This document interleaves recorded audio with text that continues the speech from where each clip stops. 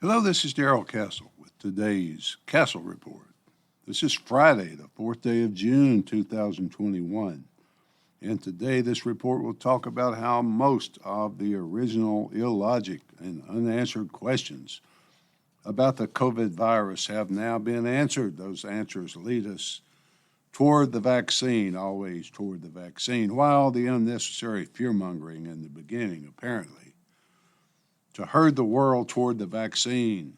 That is the subject of this report. Here in Memphis, Tennessee, the Castle family is getting along just fine, enjoying the spring weather, the beauty of nature. Most people would hardly notice the virus, hardly notice that it still lingers around just waiting for us to relax our guard. The family daughter is even starting the road back to normal, or what passes for normal out in California.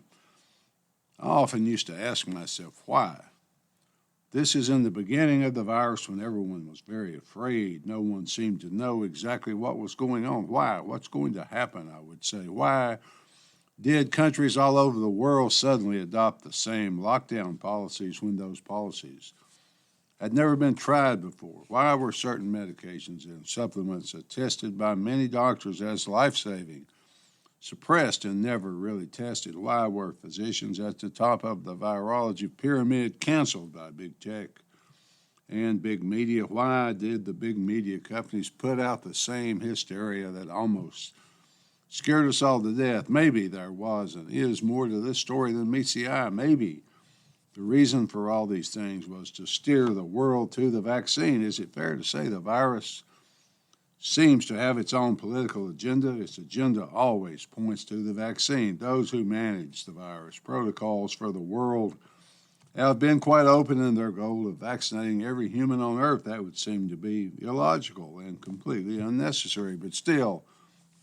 our managers, the ruling elite, are taking extraordinary steps to make sure it happens. For example, June is National Action Month, according to the Biden administration, to motivate us to get vaccinated by the 4th of July. I suppose Action Month just means that some of us refuse because we're simply lazy. Maybe if the government paid us, we would comply. We would get off our couches and let them put needles in our arms. Would it be fair to say then that much of the unnecessary hysteria was to help achieve that goal? It would work like the old Western movies about the cattle drive. Something panics the herd. They all start running, often with fatal consequences. For us, the end of the panic running was the vaccine, just as the cattle were too dumb to know that running was not good for them. They acted out of instinctive panic. We are told to just get in line, just get the shot.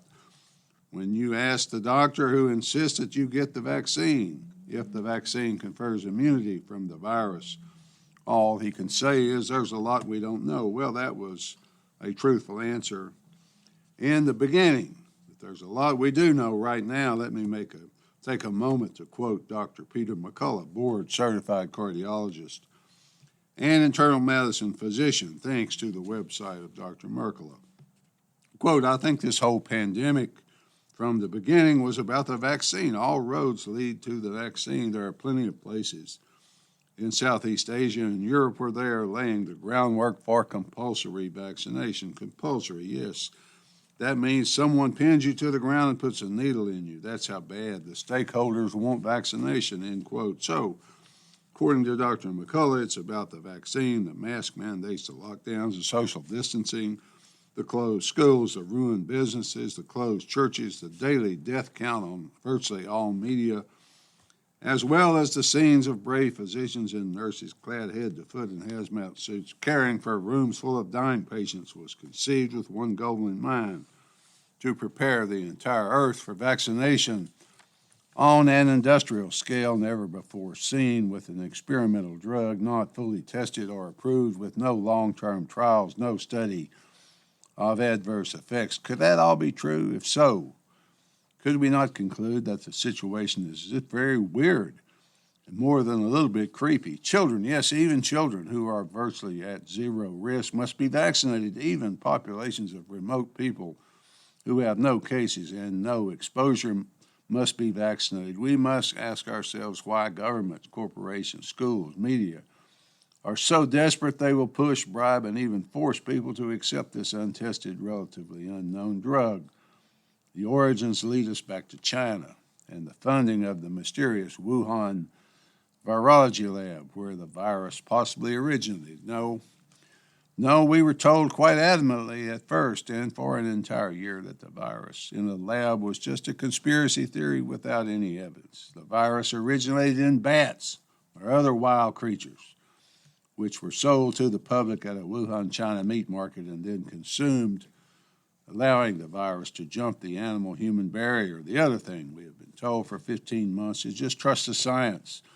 Trust Dr. Fauci. Those admonitions always seemed a little insulting and more than a little condescending to me. Certain people, such as Senator Rand Paul, just kept chipping away at the story, and finally, 3,200 emails of Dr. Fauci were released by way of the Freedom of Information Act, and those emails have shed some light on what has been happening. For one thing, the emails revealed that all the time, the entire time, Dr. Fauci was telling us the virus came from bats, he knew it was engineered.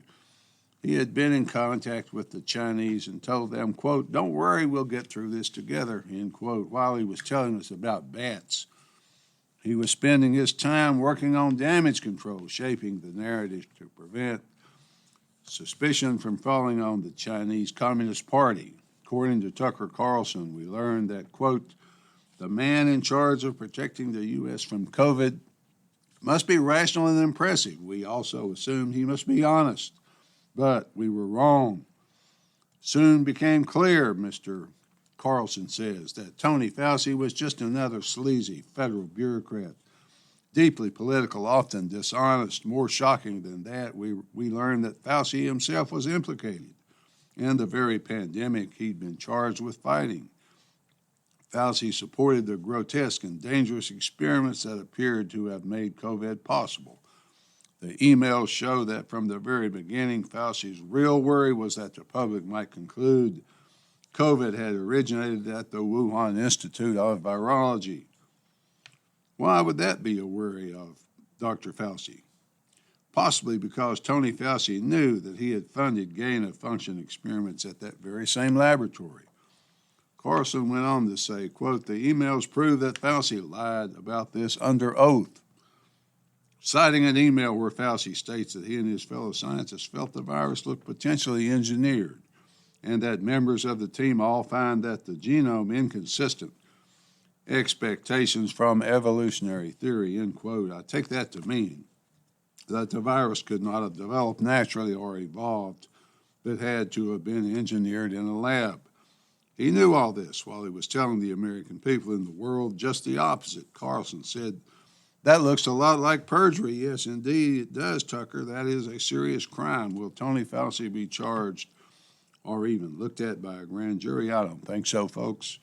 Many people have suffered because of Dr. Fauci's deceit. Many websites, writers, others, such as Zero Hedge, had their stories canceled, their reputations damaged because they dared to investigate and report the truth. Just to let you know one other interesting tidbit from the emails.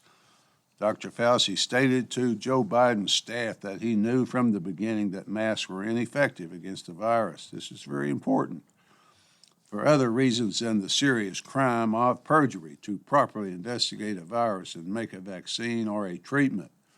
It's vital to know its origins, and Dr. Fauci knew that the virus was engineered in a Chinese lab, partially assisted by him, partially funded by the National Institute of Health for at least $3.7 million. Doctors, often brave enough to risk their careers, considered truth to be worth the risk. Two eminent virologists claimed that they found, quote, "unique fingerprints" on COVID samples, fingerprints such as those police detectives might look for at the scene of a murder.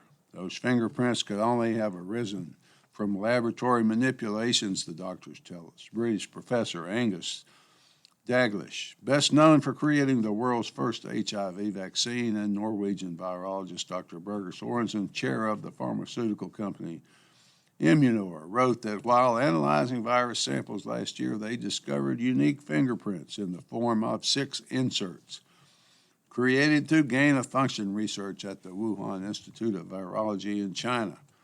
It has no ancestor.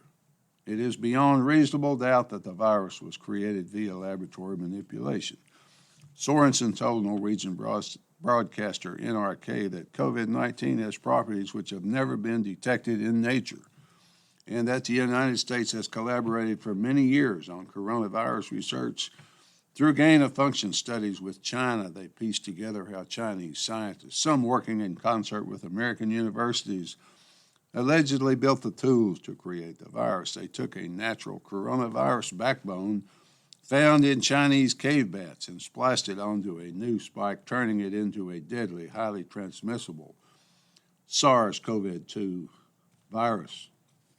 Should these two scientists receive the Nobel Prize for their work? Possibly, but keep in mind that when they released their findings, such reporting was punishable by social media banishment, demonetization, hit pieces published by those wishing to make Chinese Communist Party propaganda. One question I have often pondered is that if the Chinese are so smart as everyone says they are, having an average IQ 7 points higher on the scale than Americans, then why do they have to cheat, lie, and steal from us? It must have something to do with free minds, capitalism, the spirit of innovation, and so forth. In conclusion, folks, people at the highest levels knew all along that the virus was purposely created in a Chinese lab, at least partially assisted and funded by U.S. health bureaucracy. Dr. Fauci knew from day one where the virus came from, and that masks and lockdowns would be ineffective, and yet he insisted the whole world wear the mask and lock down. Why?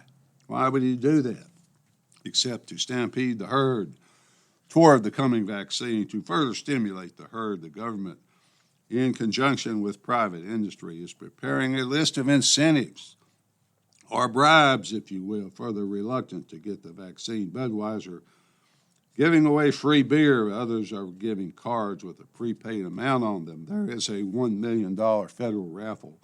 All you have to do to get a ticket is get vaccinated. California set aside $116 million to pay people to get the vaccine. Why? Why go to so much trouble and exhibit so much desperation, especially given what the emails reveal? Finally, folks, if the information contained in the emails is true, and it appears to be so, and if we couple that to what the two scientists concluded, and we look at the deaths, the sickness, the economic cost of it all, we might just conclude that this is, without a doubt, one of the worst crimes in human history. I pray that this will all be revealed for the people of the world to see and draw their own conclusions. At least that's the way I see it. Till next time, folks, this is Darrell Castle. Thanks for listening.